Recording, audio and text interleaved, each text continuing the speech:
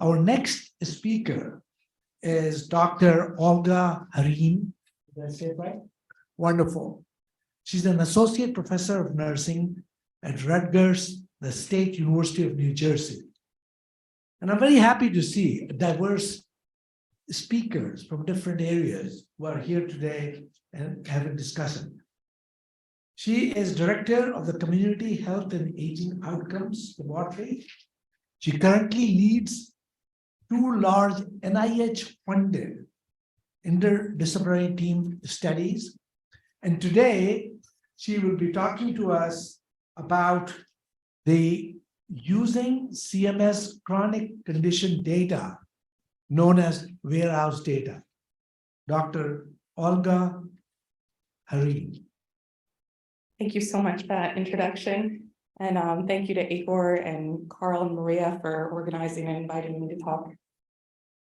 So just to give you a preview of what we're going to cover today, some issues and some measurement problems if you're working in the Center for Medicare and Medicaid Services with their chronic conditions warehouse data.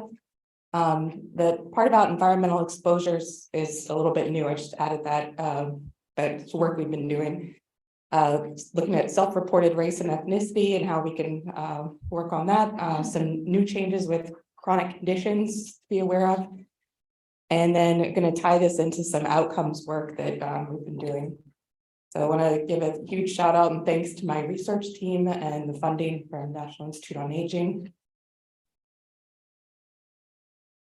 Just can't do anything without kind of talking about where we come from. So in nursing, we're real big into thinking about concepts of what does it mean to be human? What's a person?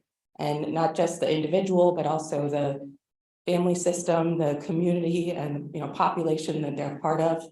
And also thinking about the interaction between a person and their environment. So this is not unique to nursing, but it's very central to nursing.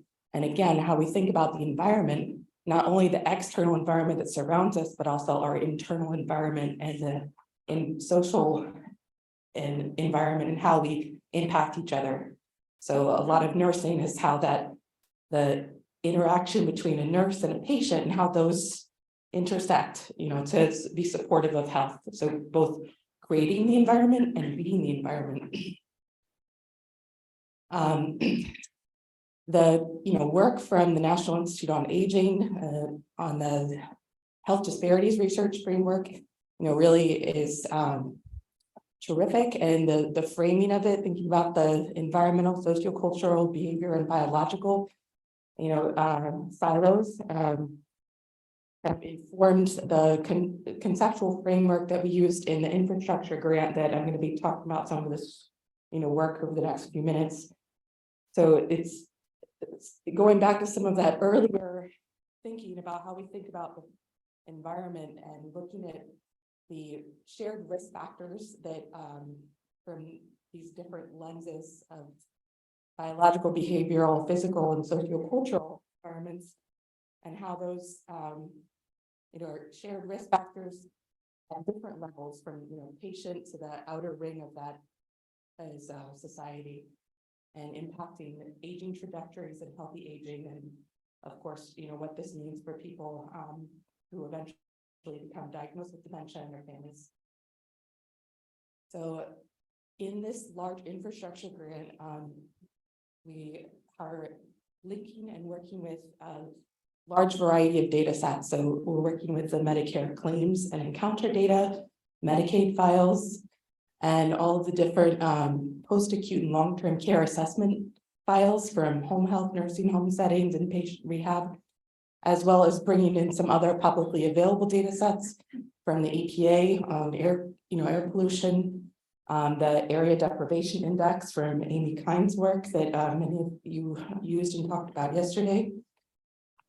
And some of the things that I'm going to touch on next are looking at the work related to air quality, specifically small particulate matter, PM2.5, how the chronic conditions are identified, how race and ethnicity is identified, and a little bit of our work to track across care settings, how people move through the healthcare system. So yesterday there was an interesting presentation on using the claims data to kind of identify which different care providers people saw or health services they used with the Alzheimer's specialist. I thought that was so interesting. So we're doing this not with the claims data, but with claims data are a piece of it, but more using the data that's available on 100% of the Medicare population as they move in and out of a hospital or post-acute long-term care setting, and that data is available for everyone. So environmental exposures. If you haven't seen, it was at the top here, it's the World Health Organization. They updated the guidelines in 2001. I'm not sure how to get the bar off the top of the screen, but yeah. So the guidelines internationally have decreased for what's in a, thinking about the ideal level of pollution that you're breathing. That's dropped from an average of, anyway, it's been cut in half, the annual average for as far as World Health Organization guidelines for a level that is expected to improve, population health and decrease premature mortality due to chronic conditions that are associated with breathing polluted air. So we use the EPA daily estimates and brought that down up to the annual level, linked it. Let's see, so that was available at the census tract level, and then we collapsed it to the block group level and used the neighborhood atlas, which is at the block group level with a crosswalk to the 9-digit zip codes that we have for all the Medicare beneficiaries back from the time they first enrolled in Medicare and Medicaid. And that's kind of I call it like the secret menu of Medicare files that you can request from the EDB file, the enrollment database. So linking these together, I'm really sorry about that bar across the top of the screen. So what it says up there is the PM 2.5 is small particulate matter, and the ADI stands for the area deprivation index. So what we did is we looked at that kind of cross tabulation for the country. So the areas in the darker blue, that's that cut point for the area deprivation index of the 85th percentile and above. And then thank you so much. Yeah, and everywhere that you see orange, that's the high small particulate matter levels. So for 2018, kind of take a look at that pattern. And then there was a lot of talk yesterday, maybe earlier today, about the stroke belt. So if you look at the stroke belt part of the country, there's a lot of overlap there, but look at this. So if we roll the clock back 16 years, that shows how much more polluted these areas were in 2002 compared to 2018. Okay, so everything else on that map stayed the same. We just rolled back time for the air pollution part. And if we cross this and look with the percentage of the population in a census tract or block group that is African American, so this is the same thing. So instead of looking at the neighborhood area deprivation index, we're looking at the percent of the community. So I believe this cut point, the dark blue, is 30% of the population and above was where we set those areas. And you can see the overlap, and then also the historical, back in time. Same. So we've done this this is kind of part of our work to get ready for bringing this into the modeling in the future. Ultimately, we want to be able to disentangle. There's a lot of questions about what does it mean when we're looking at race. What exactly is, are we adjusting for, if a model is adjusted for race, what does that mean? So more to that point, many people have cited this particular paper, and I want to thank everyone that cited it. So this is, we did some work with home health care data for the home health population where self-reported race is collected, at that admission assessment in the patient's home. And we compared that with the Medicare administrative data, both the enrollment data that originates in Social Security records, and also the Research Triangle Institute, the RTI imputed race, where they take surnames for Asian and Hispanic lists from census records and try and figure out, of the people who might be Hispanic or Asian from that other category that someone was talking about earlier. So we've done quite a lot of work since then, and so has the Office of the Inspector General. So they did something similar using the MDS data and found same thing, made recommendations that this be addressed by CMS, and hopefully that's coming for us in the future. But in the meantime, my projects are focused on the population of Medicare beneficiaries who died, the decedent population. So of that population, just over 75% have self-reported race and ethnicity data. And this means that they've been in post-acute or long-term care setting. They've had home health care, been through a nursing home, doesn't mean they lived in a nursing home, but they could have had a short stay there. So that data was collected. We also pick up this information from the swing bed, hospital swing bed data, inpatient rehab facility.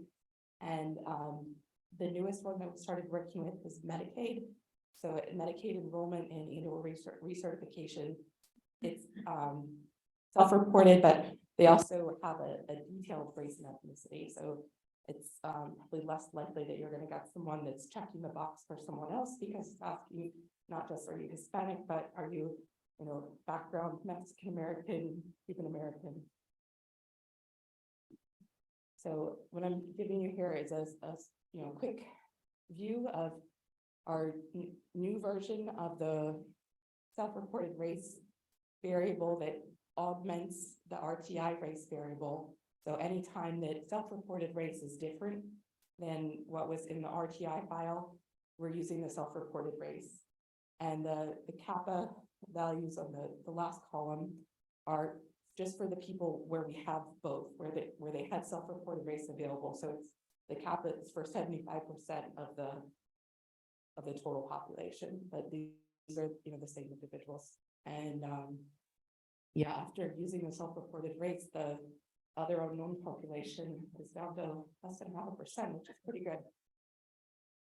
So chronic conditions, this is really exciting. If you are working with the chronic conditions flags, you need to be aware of this.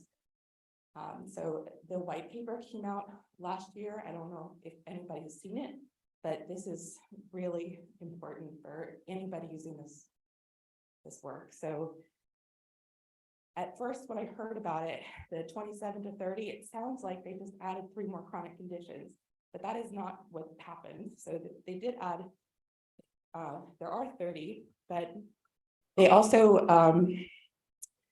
added or removed diagnosis codes, changed the reference period, the look back period. And the big thing, at least for my work, is we used to be able to look back to when someone enrolled in Medicare, back to January of 1999. And now they're looking at claims only back to January of 2016. So if you think about, if you've ever used these for someone with a history of heart attack, acute myocardial infarction, AMI, or history of stroke or TIA, transient ischemic attack, it's really changing who's going to be picked up in this data in the future. So because of the focus of the workshop, I'm just giving you a highlight. We collapsed down. There's 2 different variables that are collapsed together for dementia. So the Alzheimer's and non-Alzheimer's dementias in the 30 chronic conditions, and the 27 older version has Alzheimer's and other related dementias. So the older version, this is the same people, and we just the 2 different versions of it. So 40. I'm sorry.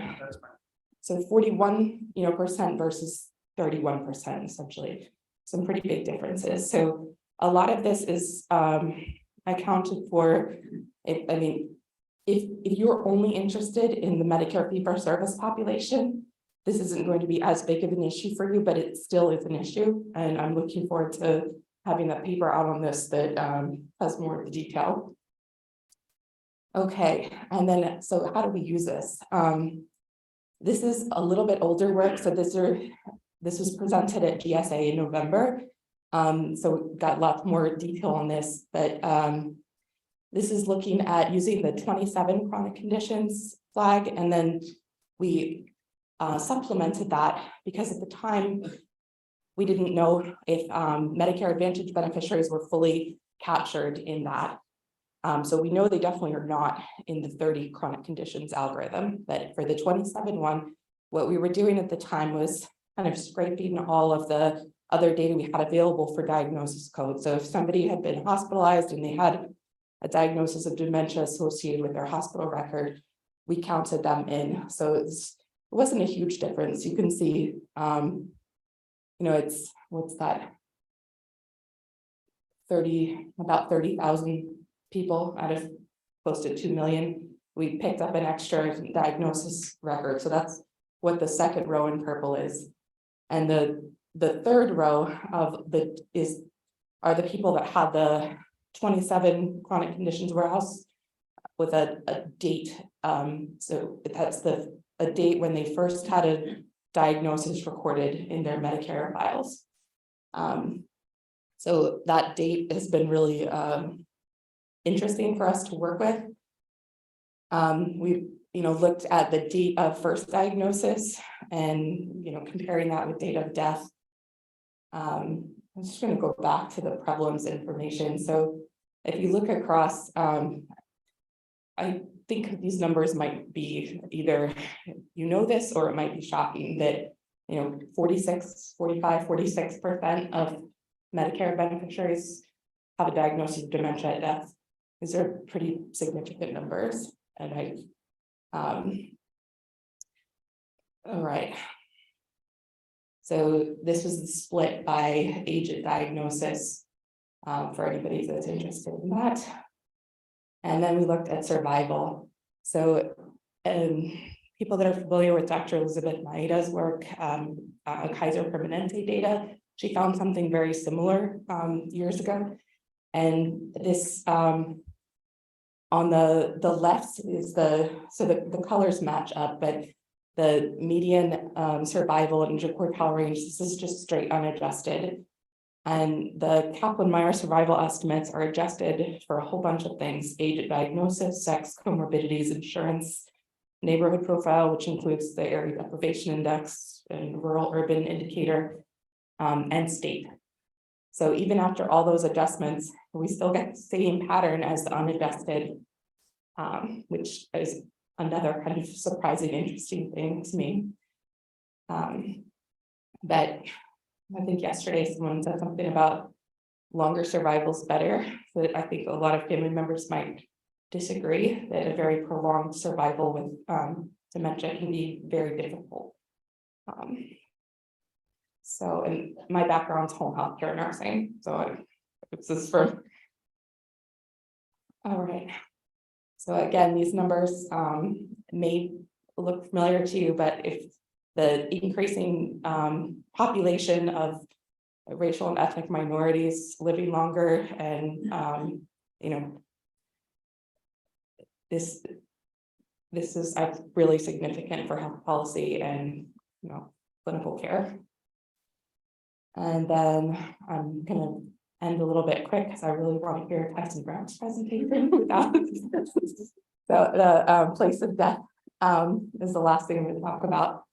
So here, the data behind this is, we took all of the data from where people were in the healthcare system over the last 3 years of life and assembled it together for our larger work. And we're going back up to 10 years in the full infrastructure project. And if you're interested in working with us on that data, please get in touch in the future. But this is just looking at where they were on the last day of life. So the purple ribbons are the column for the portion of the decedents that had a diagnosis of dementia.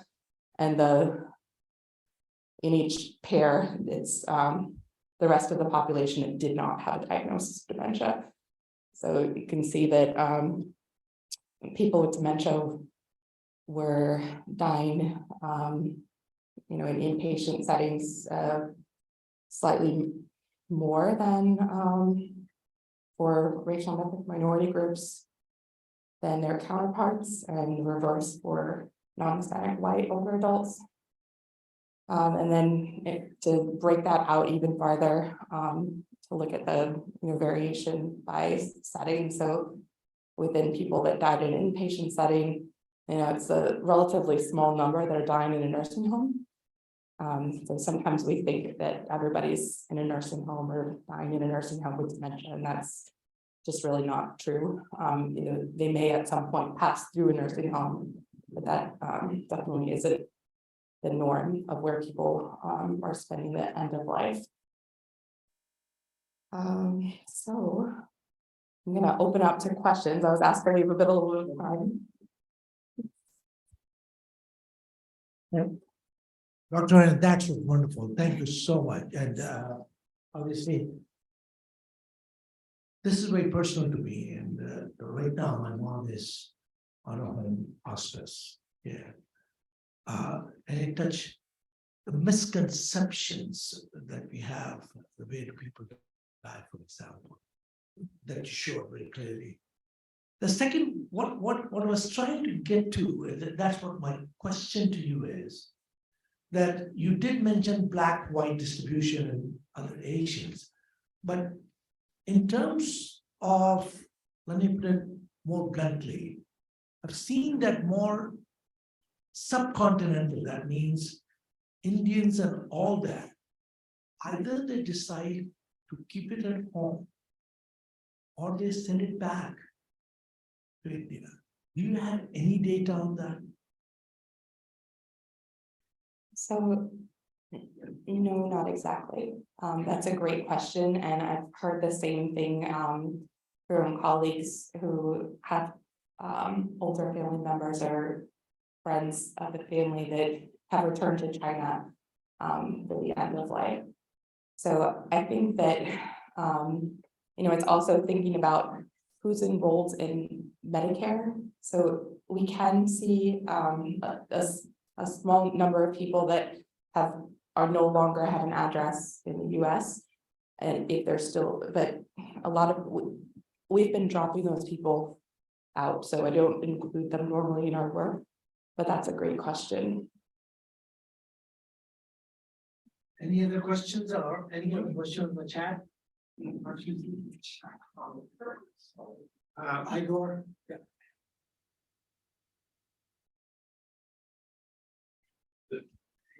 So, how would you define the role of Medicare data among other opportunities for studying health disparities in Alzheimer's disease? For example, let's assume that a group of students or postdocs come to us and say, I would like to study this kind of disparities for United States. Could you recommend me to start from Medicare or something else? What would you say? You definitely use Medicare data, but if you're going to be studying disparities, you should not be uncritically using whatever race variable is available in the administrative data. So because we know that there's such a large fraction that have self-reported race and ethnicity data, I feel very comfortable saying that if you have the ability to, call for those variables to be added to your projects, there's no reason not to be using the best quality race and ethnicity data if you're trying to study disparities. Great, thank you very much.